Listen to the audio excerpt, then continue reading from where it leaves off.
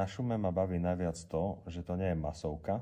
Prináša do mesta kultúru. Knihy sa dajú ochytať v intimite ich priestoru. Vďaka Šumu už nemusím za kvalitnou kultúrou a dobrými knihami cestovať do Košíc či ďalej.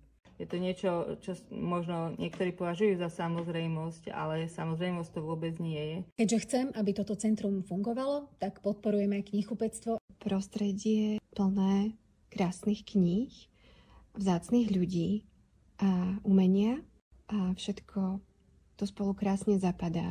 Krásna atmosféra. Cudzojazyčná literatúra a koncerty. Nosí divadlá do Trebišova a ešte aj v noci.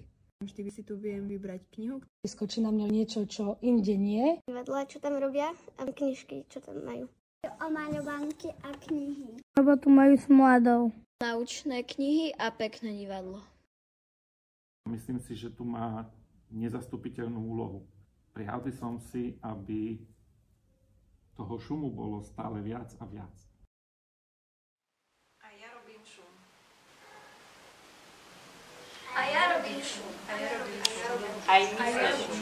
A ja robím šum.